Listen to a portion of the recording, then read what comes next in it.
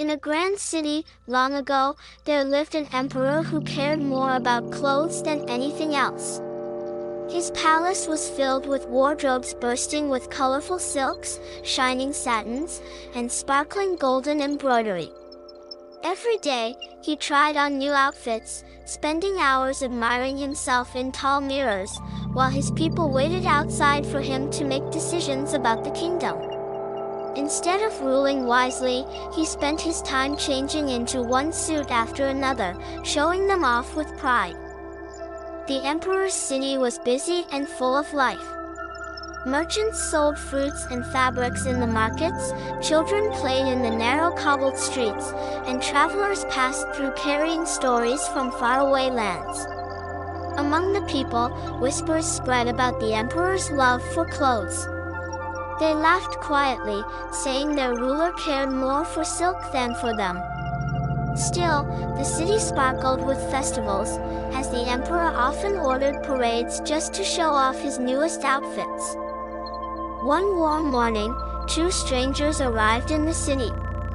They were tall and thin, carrying small boxes and rolls of parchment. They claimed to be master weavers who could create the most magnificent clothes in the world. They spoke of fabrics so fine and magical that they were invisible to anyone unfit for their job or too foolish to see. News of their arrival quickly spread through the marketplace, reaching the emperor's palace by afternoon. When the emperor heard of the magical cloth, his heart filled with excitement. Not only could he own a garment unlike any other, but he could also discover which of his subjects were wise and which were foolish. He believed this would make him the cleverest ruler in the land. Without delay, he sent gold coins, silks, and fine jewels to the strangers, asking them to begin their work at once. The strangers were given a large hall in the palace to set up their looms. They stretched empty frames and pretended to weave from morning to night. They asked for the finest silks and threads of gold, which they secretly hid away in their bags while moving their hands over the empty looms as if working hard. Servants passed by, peeking curiously, but all they saw were looms without fabric. Afraid of being thought foolish, none dared to admit they saw nothing. The emperor, eager to see progress, sent one of his most trusted ministers to check the work. The minister walked into the hall, looked carefully at the empty looms, and saw nothing. But he thought, if I admit I see nothing, the emperor will think I am unfit for my job. So he praised the cloth he could not see, describing its patterns and colors with great detail. The weavers smiled, knowing their trick was working. News of the magical fabric spread across the city. Officials, servants, and noblemen were all eager to see it. When they visited the hall, each one saw nothing but empty air, yet none admitted it.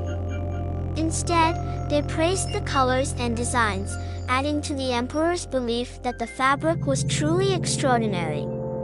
The strangers worked day and night, filling their pockets with gold and silk while pretending to weave harder than ever.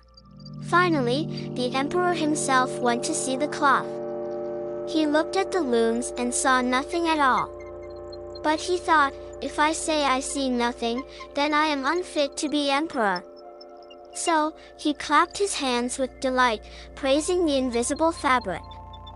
His courtiers did the same, repeating how beautiful the cloth looked, even though they all saw nothing. The weavers promised to finish the clothes in time for a great parade that the emperor had planned. They cut through the air with scissors, stitched with needles that pierced nothing, and finally announced the outfit was ready. They pretended to dress the emperor, lifting invisible garments over his shoulders, wrapping him in air, and fastening buttons that did not exist. The emperor looked in the mirror and nodded, convinced he looked magnificent. On the day of the parade, the streets were decorated with ribbons and flags. The people gathered eagerly, waiting to see their emperor in his new magical outfit. When he stepped out, everyone gasped. They saw their ruler wearing nothing but undergarments, But none dared to speak.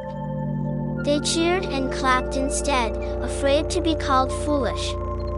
The emperor walked proudly, thinking he wore the finest clothes ever made. Among the crowd were children, too young to be afraid of what others thought. One little boy looked at the emperor and shouted that the emperor had no clothes. People turned, shocked, but soon whispers spread. One by one, others repeated the boy's words until the whole crowd cried out that the emperor wore nothing at all. The emperor felt his face turn red as he realized the truth. But instead of stopping the parade, he continued walking proudly, though deep down he felt ashamed. He thought to himself that it was better to finish what he had started than to admit his mistake in front of everyone.